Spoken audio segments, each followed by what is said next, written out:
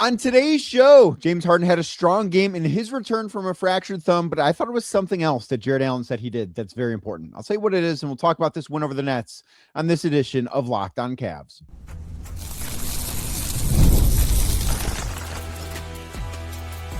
You are Locked On Cavs, your daily Cleveland Cavaliers podcast. Part of the Locked On Podcast Network, your team every day. Hi again, everybody. My name is Danny Cunningham, and I cover the Cleveland Cavaliers over at my Substack, The Inside Shot. And you're listening to another edition of Locked On Cavs, a proud part of the Locked On Podcast Network. Now, the number one sports podcast network in all of America. You can find this show and any other Locked On podcast anywhere you get them. That's Apple, that's Spotify, that is YouTube as well. Please, if you're listening on YouTube, hit that thumbs up button, click the notification bell if you haven't already, and make sure you're subscribed wherever you might be getting this show. And today's edition of Locked On Cavs brought to you by FanDuel. FanDuel is giving you a way to turn that energy into even bigger potential wins with a college basketball parlay profit boost. Head to FanDuel.com to get started. That is FanDuel.com. FanDuel. Play your game. On today's show, we'll talk about the Cavs taking down the Brooklyn Nets 106-102. We will talk about the performances of Keon, Ellis, and Evan Mobley, two guys that I both thought had a very big impact, and why that it's a good thing for the Cavs. There are no pictures in the box score, but ultimately the Cavs do get a 106-102 victory over the Brooklyn Nets to close out their 3-game road trip. And I think that this was, of the 3 games they played on this trip, in which they went 1-2. They lost to Milwaukee on Wednesday, they lost in Detroit on Friday, and then they beat Brooklyn on Sunday afternoon. This was the worst game that they played. I don't think that is, 1, surprising, or 2, that big of a deal. But what was a big deal is that James Harden and Keon Ellis, for that matter too, both returned from their injuries. So against Milwaukee, Keon fractured his finger, played through it, and then did not play on Friday against Detroit. Obviously, James fractured his finger on Tuesday against the New York Knicks, and then he came back and played on Sunday after missing both games against Milwaukee and New York. And Harden was, I thought, very good in this game, considering the circumstances. This wasn't an elite James Harden performance. He was very good. This was not MVP type of stuff from him, but it was really, really good. So he finished with 22 points, 9 assists, 8 rebounds, did have 5 turnovers, which I think a few of those were a direct result of just like, he is favoring that thumb. And I think, one, it's a big deal, and I think it's important that he's playing through this, but like, he's not going to be perfect because of that. And I think that is something that you do have to accept, and I think you have to look at and kind of give him a little bit of grace as you judge his performance. But like, I thought that he was very additive. I thought he was a winning player. I thought he did a lot of really good things for the Cavs, especially because they needed him, right? Like, you look at this game, and the first instinct, and I understand why, and it should be, is, well, they played the Brooklyn Nets. The Nets are terrible. And you're correct about that. But this was a weird game. It's an afternoon performance, 3rd game of a 3-game trip. It was the 7th game in 11 days for the Cavs. Like, this is a basketball team that I thought looked very tired from start to finish. So I do want to give them a little bit of grace here. Like, this was not a playoff level performance. This was not a performance good enough to beat most teams in the NBA. But the thing that matters here, and I'm talking team wide with this, I'm not talking James in specific, but the thing that matters here is that the Cavs got to win. Like, first and foremost, that is the thing that's the most important thing. And one of the things about Harden, because like I said, he had 22 points, had 9 assists, had 8 rebounds, but and he did get to the free throw line 12 times, which, after not getting to the free throw line a single time in a game in which he fractured his thumb, it was, I guess, refreshing to see him getting back to the free throw line in the way that he has throughout his entire career. But one of the things that Jared Allen told Serena Winters in the walk-off post-game interview on FanDuel Sports Network is that James kind of challenged them in the locker room at halftime. And he showed some leadership. And I don't have that great of a relationship with James yet. Like, I have, talked to him a couple of times in the locker room, but it's not like I know James Harden or know who he is behind the scenes the way that I have better relationships with some of the other guys in the locker room. I'm still building that professional relationship with him. So I don't know what his leadership style is like. And I have heard from people across the league that they have been impressed with James when he has played for teams that they work for, and that he loves basketball and all this stuff. But you really don't know what a guy is like until you start to cover the team that he's on. So to hear Jared Allen tell Serena Winters that James Harden was one of the people in the locker room that said, this is not good enough, that this is a group that needs to pick it up when they're losing by, I believe it was 6 points at halftime against a basketball team who you could argue is happier with this outcome on Sunday than the Cavs are with this outcome on Sunday, because the Nets want to lose basketball games, and I think it's a good thing for them, and they probably feel pretty happy that guys like Danny Wolf had a good game and they still lost. Like, I think that's probably a win-win for Brooklyn in this case.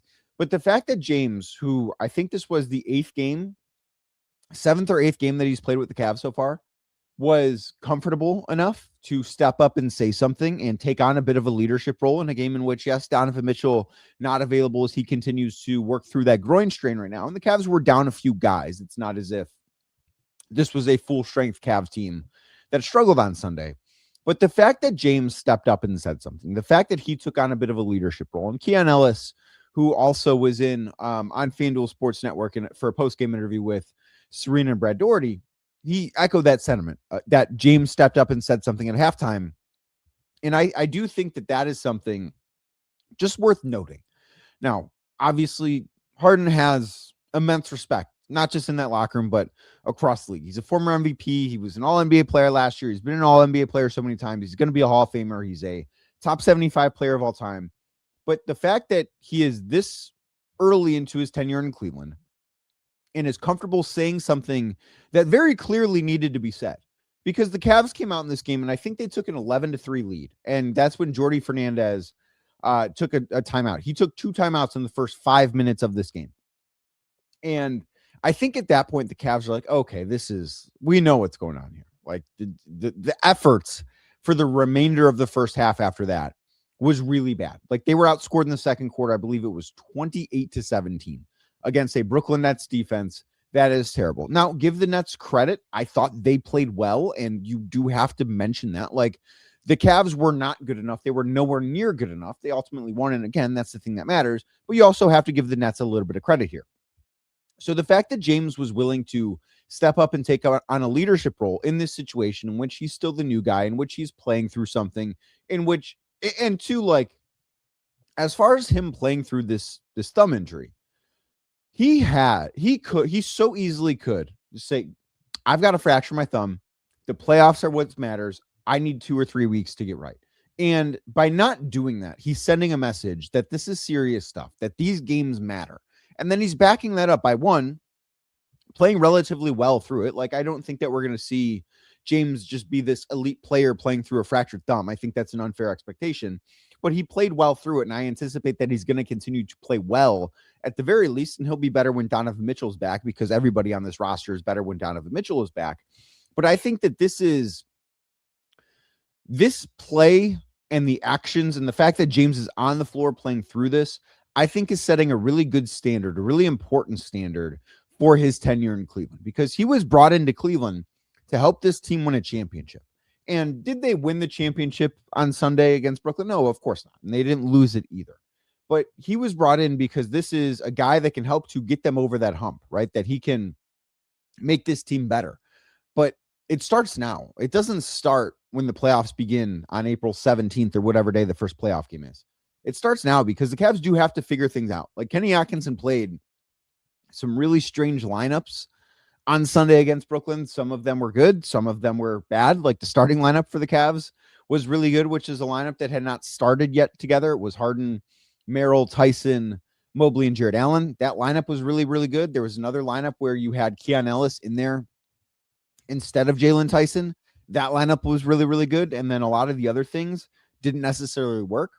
So they're still trying to figure these things out. And James Harden being out there and available and playing through this while they're trying to figure things out, I think says a lot about him in a positive way. And I think that is something, and he is somebody that loves basketball. That is, when I've asked around to people across the league about James Harden, the number one thing is the guy loves to play basketball. And I'm not expecting him to be awesome right now, but he was pretty good. I thought he showed some great leadership qualities by saying something at halftime. And like, would the Cavs have won this game if he didn't say that? I don't know. We'll never know. Do I think they would have preferred to have closed out this game in a cleaner fashion than only winning him by 4 points when they were by 8 with under 3 minutes to go? Yeah, I'm pretty confident there. But overall, they got a win. They got James Harden back. And I think that just getting a win in this situation is an important thing to do. They don't put pictures in the box score for good reason. The Cavs wouldn't be as happy if they did that, but they found a way to get a win. And that to me is the most important thing. And James Harden having a good game, playing through the thumb fracture, James Harden also stepping up at halftime. I think those are positive things. And I continue to find reasons to believe in this team, even if Sunday was not their most impressive performance. I also thought, so just to run through the box score a little bit here. James Harden, like I mentioned, he had 22 points, had 9 assists, had 8 rebounds. Jared Allen had 20 points, had 6 rebounds. I thought he was okay.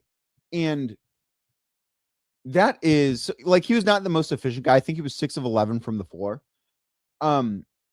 He's played at such this incredible level that it's funny to me that a game like this, where he still goes out and has 20 points, you're like, you know what? He probably could have been better. Like, he looked a step slow. I thought a lot of guys looked a step slow. And with this being their 7th game in 11 days, like, I think that's to be expected. But if this is now, and I'm not being critical of Jarrett here. I know that sometimes I come across as that. I hear my wife tells me all the time I'm way too critical of Jared Allen. But I watched him in this game and just think, you know what? He could have been a lot better than he was, but he was still pretty good.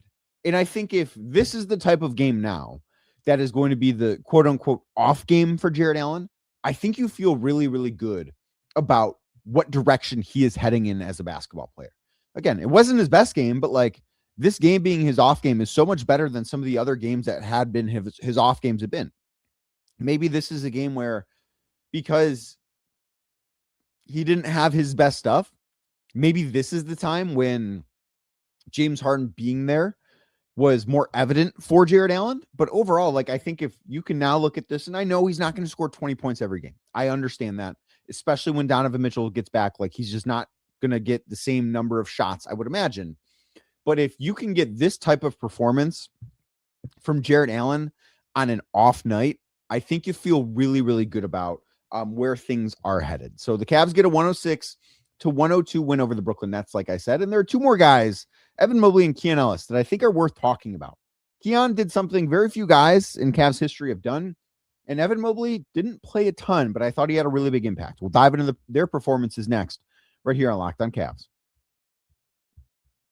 But first, today's show brought to you by Betterhelp. March is a time to celebrate women, especially around International Women's Day, and to recognize how much they carry at work, in relationships and families, and in all the unseen roles that they step into every single day. It's easy to celebrate women's strength, but it's just as important to make space for their emotional well-being, and therapy can be one way to do that.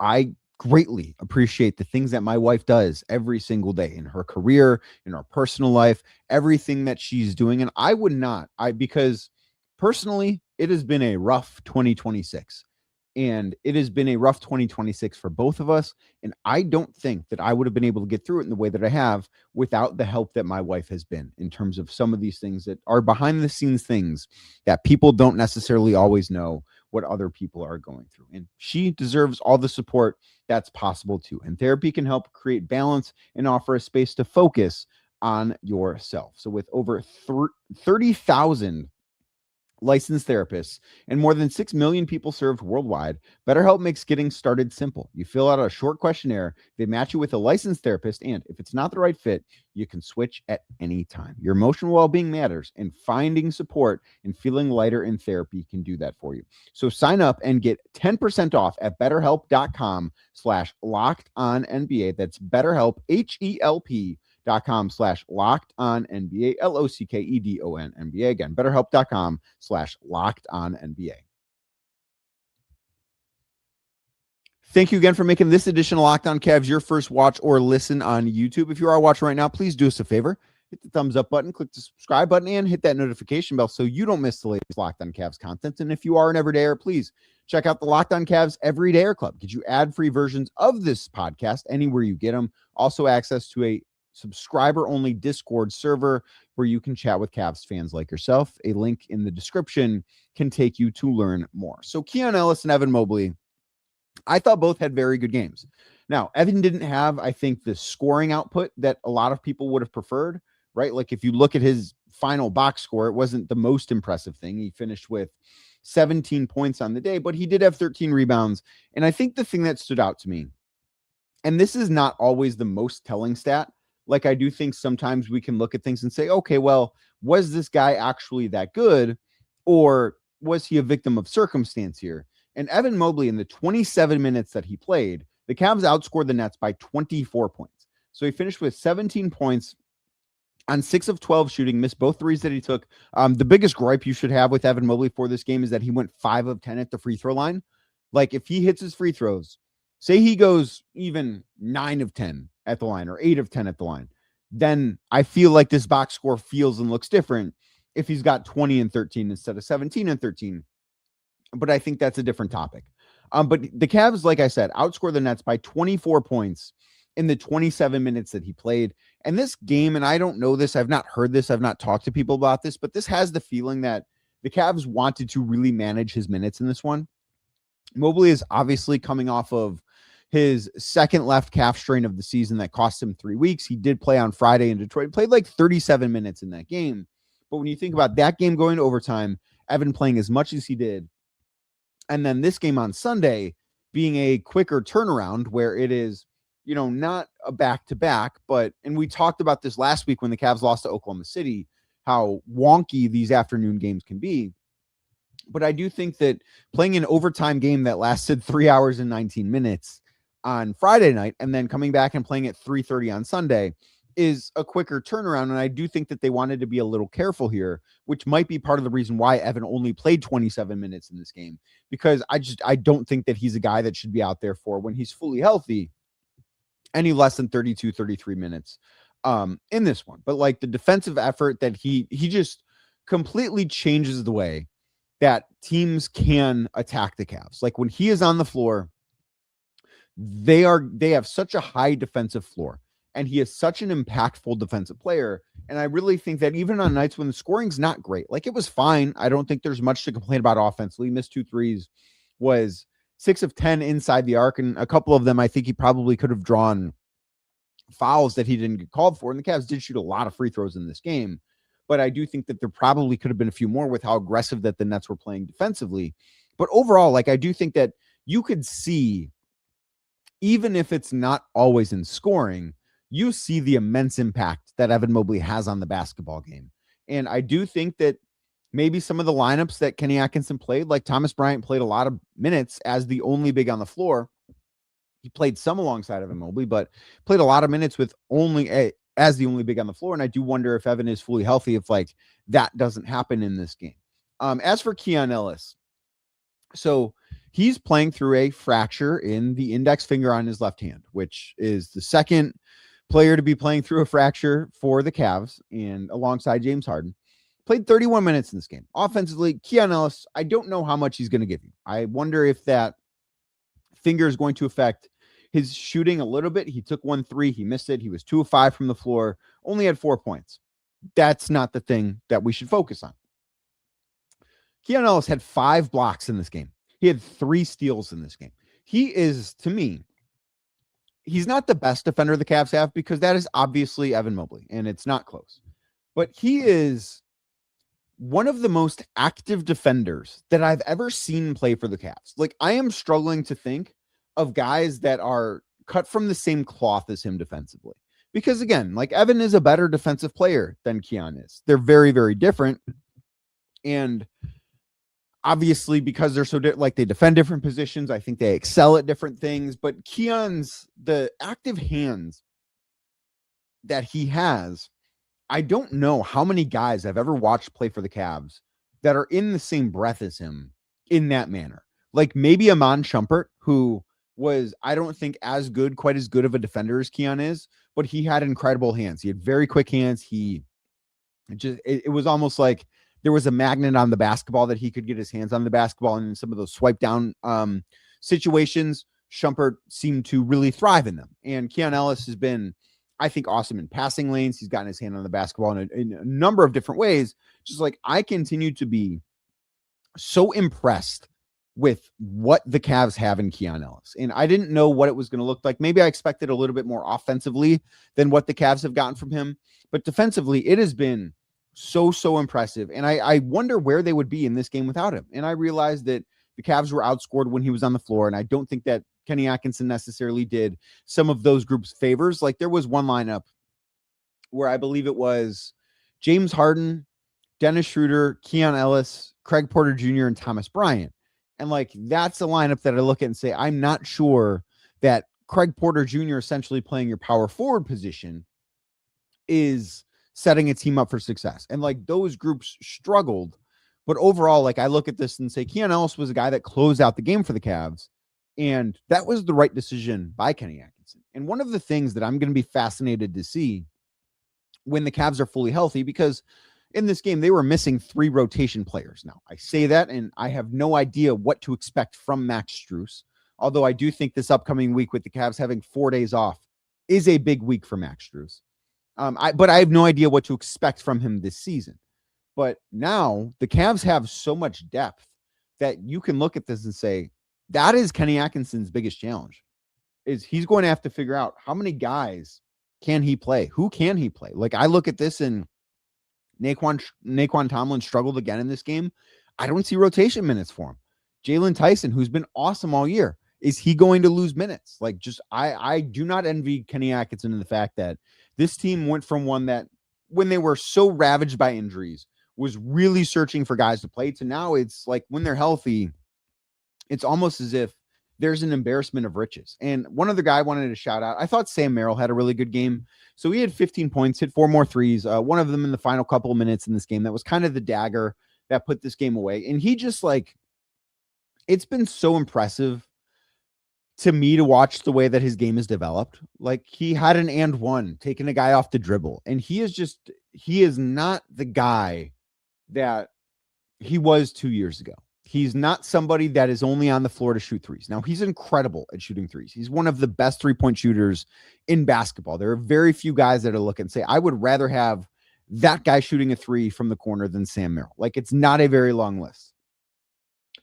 But it's more than that now. He can attack off the dribble a little bit. I mean, you don't want him running your offense late, but he can, if the basketball finds him, he can put himself in advantageous situations off the dribble. And I don't think that was a thing that he was really capable of a few years back. So to watch the way that he has grown and developed as a basketball player, and he signed that contract extension this summer. And I know that when that happened, there were people that were upset the Cavs picked Sam Merrill over Ty Jerome. And I realize how good when Ty has been healthy this year, which has not been very often. I realize how good he's been, but the contract that Sam signed looks like a bargain already. It really does. He's been so good, and there's no reason to think that he's not going to continue being as good as he was on Sunday. Now, I said that winning this game is all that mattered. I want to tell you why. I want to dive into some things as far as that goes next right here on Locked On Cavs. But first, today's show is brought to you by FanDuel. College basketball is nonstop. You've got big games, tight spreads, momentum swings every single night, from early tips to late night West Coast shootouts. There's always action that's on the board. And right now, FanDuel is giving you a way to turn that energy into even bigger potential wins with a college basketball parlay profit boost. You can build any college hoops parlay you want, rivalry games, ranked matchups, whatever fits your need, right? Whatever you think is going to happen, you can build it in a number of different ways. We've got conference tournaments that are quickly approaching. You can mix spreads, totals, player props, and match how you see the slate playing out. Plus, you can also apply the profit boost and instantly bump up the potential payout, because if you're going to win, I want you to win big. You can go safe. You can go bold. You can ride with the team you've been following all season. Maybe it's a team like Miami, Ohio. Have not lost a single game. Will they? I don't know. I would love to know. If you would have bet $100 on their money line at the start of the season and just rolled it over every single game, I wonder how much money would be in that FanDuel account right now. But head to FanDuel.com today to get started. That is FanDuel.com today to get started. Again, FanDuel.com. FanDuel, play your game. Today's show is also brought to you by Indeed. Workplace chaos, deadlines stacking up, the inbox overflowing, and the one position that you have to fill still sitting open. And when pressure's on and you need to find the right hire, this is a job for Sponsored Jobs. Indeed Sponsored Jobs helps you reach the people who actually fit what you're looking for: skills, experience, location.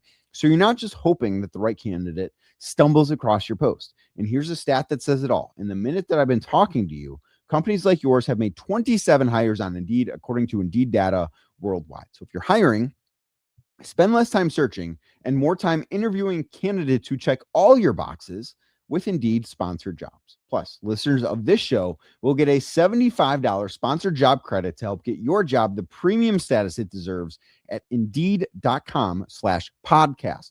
Again, just go to Indeed.com/podcast right now and support this show by saying you heard about Indeed on this podcast. Indeed.com/podcast is the place to go. Terms and conditions do apply. Do you need to hire? This is a job for Indeed sponsored jobs. Thank you again for making this edition of Locked on Cavs your first watch on YouTube or your first listen wherever you might be getting your podcasts. And the Cavs won this game by 4 points. They were favored by 12.5 points. The Brooklyn Nets are a very bad basketball team, and the Cavs, I think, are the team to beat in the Eastern Conference. But I don't think it's a big deal the Cavs won this game closely. I don't.